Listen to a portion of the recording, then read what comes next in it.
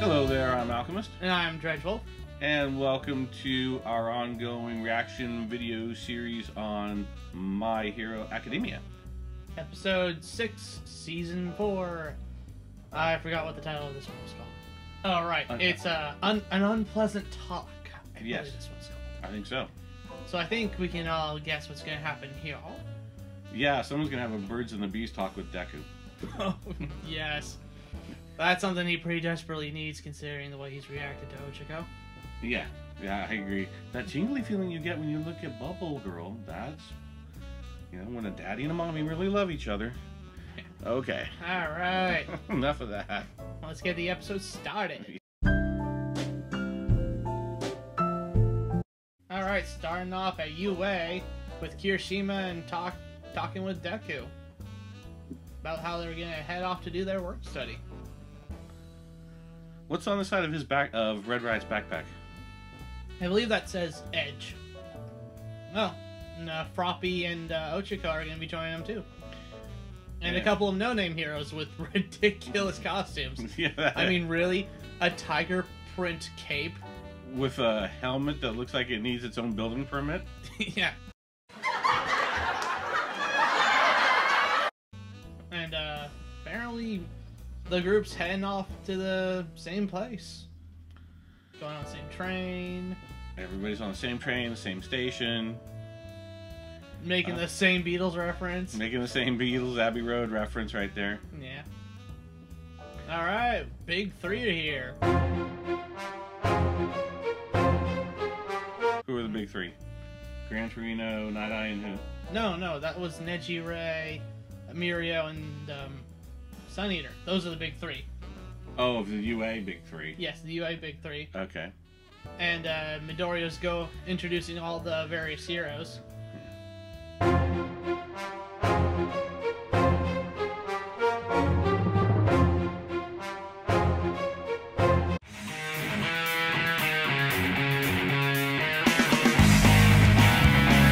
And we're back.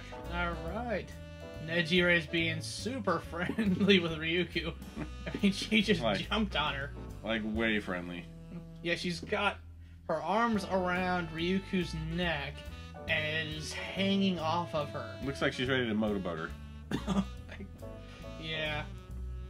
And apparently, Ochako and Froppy are wondering why the heck they're even here. What's going on? The new case. Alright. So Night-Eye's gonna give the introductions. Alright. Shieha Shie Hasakai. Shie Hasakai. Okay. Or is it Hasaikai? Hasakai. Yeah, see, Red Right, he doesn't even get it. Yeah, Kirishima. He's also wondering why, how does this involve them? Although Fagum said they're very much involved. Oh, yeah. Big ol' full frontal on Bubble Girl's underboobs. Not subtle. Yeah. Smurf tits. Who doesn't love them? Blue ones? Yeah. Alright. So apparently, they're going over this incident involving Overhaul and these guys called the Reservoir Dogs, who look like BDSM rejects. What the hell is that? Okay, that is a centipede in a suit. With human arms and legs. And a helium voice. Yeah. There's freaks in this, and then there's... Freaks. Freaks. Yeah.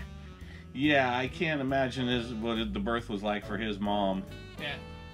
Something like from the Fly remake. Oh yeah, the Fly remake with Gina Davis and Jeff Goldblum. And she had a nightmare that she was giving birth to this enormous writhing maggot. Yeah, something like that. Yeah, that. Really disturbing.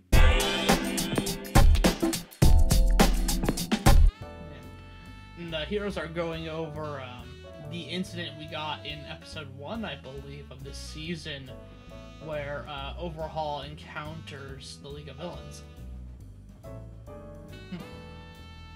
Oh yeah, Gran Torino's got a bad feeling about this. Yeah, he's got a bad feeling about this drop.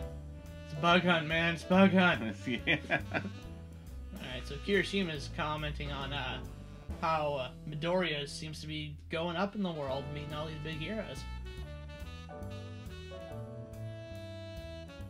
Even Midoriya's like double the size of Deku. I mean, he's twice as tall. Yeah, Deku's kind of a midget. Yeah. Okay, so Nejire's talking about how there's this hero network where heroes can go over and see about job postings and stuff.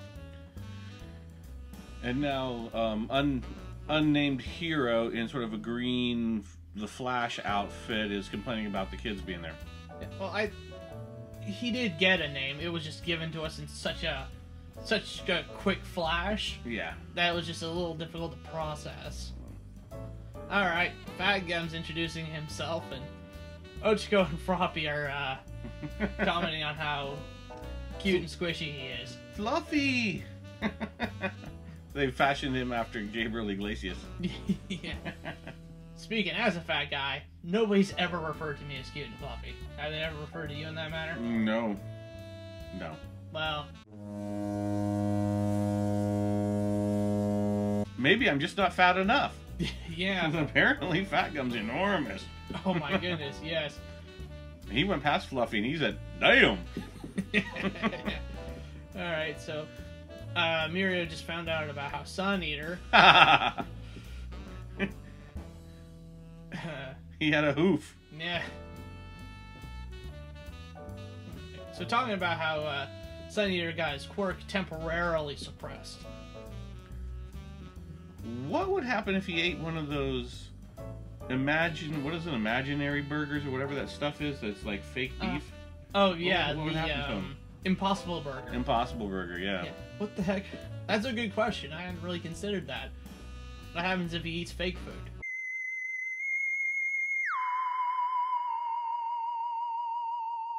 I'm guessing organic's very important to him. Yeah, I think so. Alright, so Nagai's trying to figure out what the substance that Tamaki actually got shot with was. Yeah. Tamaki being Sun Eater. What is the substance that's messing with the quirks? So because Kirishima took a bullet for Sun Eater, I need to stop saying my brain's skipping like an old record. Yeah. Yeah. Okay. So yeah. Kirishima can get rock hard. Girls are loving that. I don't even. Ooh. Ooh. Okay, so apparently the substance that Sun Eater got injected with contained human blood and cells. Yep. I think we both know where those came from, huh? Considering all the bandages on Aries' arm. Yep. It's not hard to figure out. And so we're looking at a few of these heroes here, and I can't help wondering, I'm thinking, that's a mask, right? Right? Yeah, I'm hoping that's a mask. I'm hoping that's a mask. So, yeah. And so now one they're of their discussing first... Drug. Go ahead. You go ahead. One of the first things they try to connect the Shie Hasakai to this drug is that they're part of a broader group that deals in drugs. Just a pretty thin connection. It is. The fact that Overhaul's group had some sort of contact with a potential middleman of the drug is pretty light sauce. Yeah. And even the heroes in the story are commenting on that. I mean, you could even get a warrant in the U.S., I think, with that little evidence. Yeah. Well, FISA court, you could. You know. Yeah. And now they're going over how Overhaul's quirk can play into this. Apparently he has the ability to deconstruct and reconstruct matter, which is a pretty powerful ability. Yep. But still a very thin connection. Right. Okay, now the middle schoolers are just finally getting, what we got earlier. Yes. Well, Deku and Mirio have gotten it. Yes. So Kirishima still hasn't got it. freaking out. Yeah.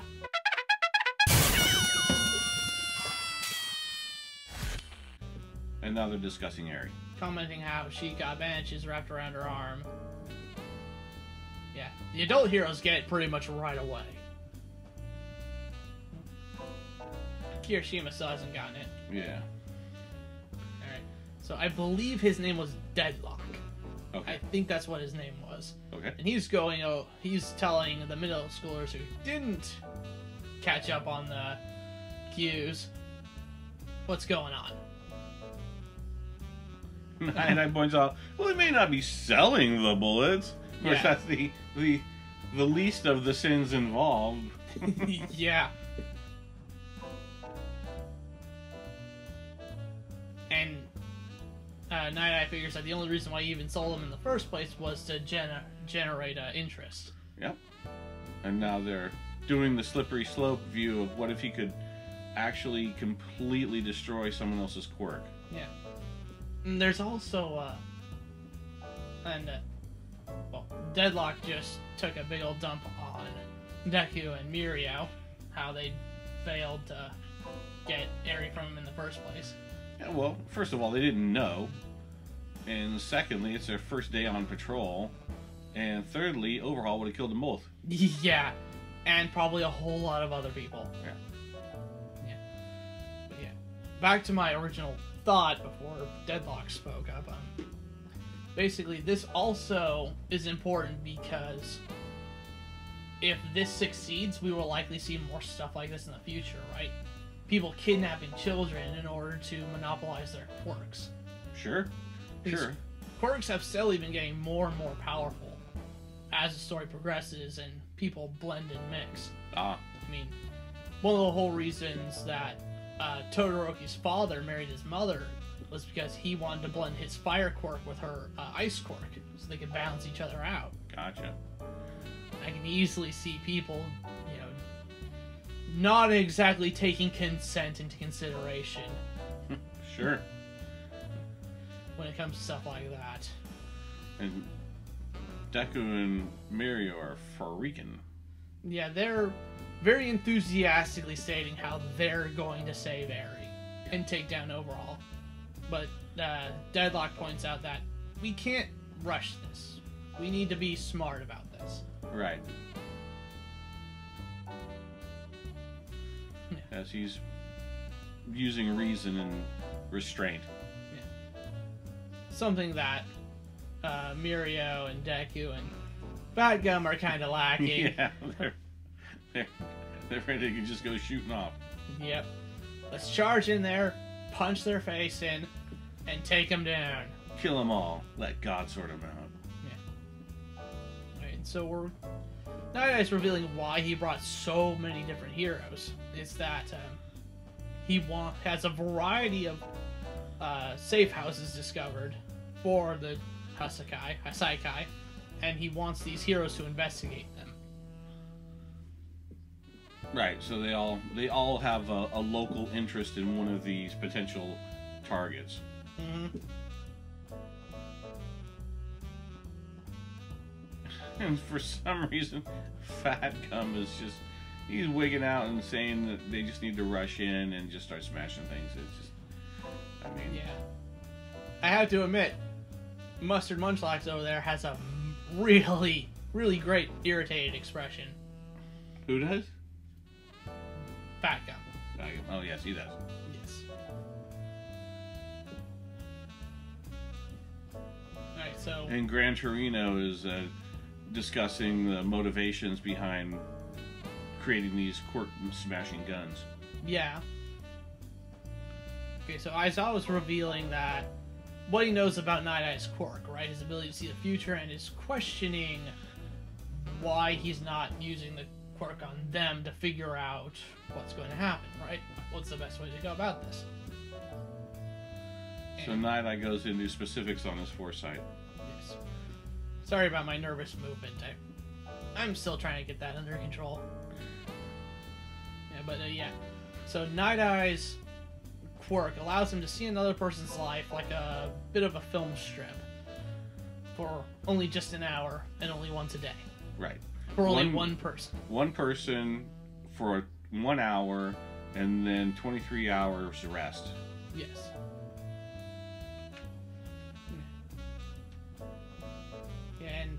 his experience with All Might, seeing his death, has scarred him and made him hesitant to use it on people he cares about. Right, he's been shell-shocked by his experience of seeing All Might's ultimate demise. I guess you could call it PTSD. Yeah. And, well, you've got to consider this was also during a time when All Might had already nearly died.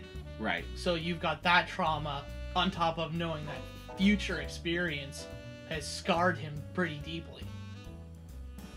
And of course, well, Deadlock's showing a lot less of that restraint and yeah, wisdom he was showing earlier. Yeah, he's being pretty cocky. Yeah. Arrogant. Yeah, demanding, oh yeah, I can beat death. Use it on me. But they see how affected Night Eye is. They just kind of drop it. Yeah, they relent. It's his quirk after all. He gets to choose whether or not or when to use it. Alright. So Ryuku is saying, we need to get this going. Let's move this discussion along. Yeah. Long-winded business meetings are the worst. Yeah. Oh, no. And we get Deku flashbacking to his experience with Eri. Yeah, Midoriya and Mario are just angsting full time at a table now back at the school. Are you sure we're at the school? I'm not. It didn't show us at the school. I assume they just moved into to a separate table outside the meeting room. Well, it is outside. It looks like it's outside with the plants and stuff. I don't know. There's an elevator there, or a door opening. Maybe it's not the school. No. Yeah, this just looks like an office building to me. Yeah. As all it just says, they're outside of school. Okay, alright. Okay, so, Aizawa was talking about how things are getting a bit too dangerous. So he wants to cancel their work study permits. Yeah, he said they were just about to cancel their work study permit because things are getting sketchy. And, but he knows that they're just gonna do something stupid if he tries to get in their way. So he's just gonna let them hang out and participate in the mission and see what it's like to do these sorts of missions properly, following it by the book. Yes, it's basically, I have to let you do this because if I don't, you're going to try it anyway without me being able to observe you. Yeah. And guide you and just show you what's right and what's wrong. He tells Deku to use his head. That's his weakest muscle. Yeah. He's not telling you to headbutt him, Deku.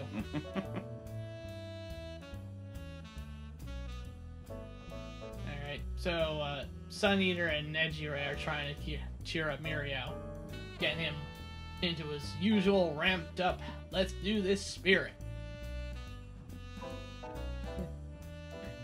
Aizawa was giving a pretty good speech. At least I think it's a pretty good speech. Yeah, but I can't believe that these people have never experienced... Maybe it's because I'm older now. But failure is just a part of trying to accomplish anything. Yeah. I mean, it's going to happen. It's not if, it's just when. Yeah. And these guys are having a very hard time with it. Which maybe happens when you're young and you're talented and you're not used to being pushed beyond your abilities. Yeah. And when the stakes are so high, this is a little girl going under something that really no one should have to experience. Some horrible procedure. Yeah. And we're getting, Night Eye's, Gran Torino is pulling out Night Eye's honest thoughts about Deku. And how he sees that same spirit that All Might possesses within Deku. Both the good and the bad. The madness within. And that'd be it. Alright. Well, what were your thoughts so far on this episode? A lot of expositions, getting the setup for the big mission. The previous episode with all the action was more fun to watch, but it is moving the story along. Yeah, we're heading towards that big action scene. Yeah, and they're also introducing a lot of characters. Yeah. So more than we can keep up with right now, but yeah, they're just tossing them in there, and I guess when they return, you know, you'll flesh out who they are more so. Yeah. I don't remember. Are there additional scenes after the outro? Sometimes there are. So we're watching the outro right now. Yeah. And let's see if there's any additional scenes. All those, I don't know, all those bandages. For some reason, I think of Mumra from what was that? Thundercats. Oh, cool. Yeah. Mumra had bandages, and when he'd get all kick-ass, you know, his bandages would all be flying in the wind and stuff. Was he a villain? Oh yeah, very much a villain. Okay. I never watched that show, so I don't remember it. You totally watched Thundercats, didn't you? Huh. No. Okay, yeah, it looks like we do have a little bit of an outro scene. Yeah. Where we cut to Eri's room in the Chie Hasaikai, and some guy with a really creepy smile, like, holy crud, is walking up to Eri, and she's looking terrified. Yeah, this guy's just basically nothing but an enormous grin and a douchey hipster haircut. And a beard. Yeah. Douchey hipster beard. Yes. Yeah, he's one of Overhaul's thugs. So this guy is Eri's new caretaker after Overhaul pasted the other one onto the wall. Yes, he did. And he doesn't have any idea what to do, and he figures he's gonna wind up dead. Yeah. Which he probably will. Yeah. He's just gonna walk out, and he's just gonna get her one of those magical girl dolls.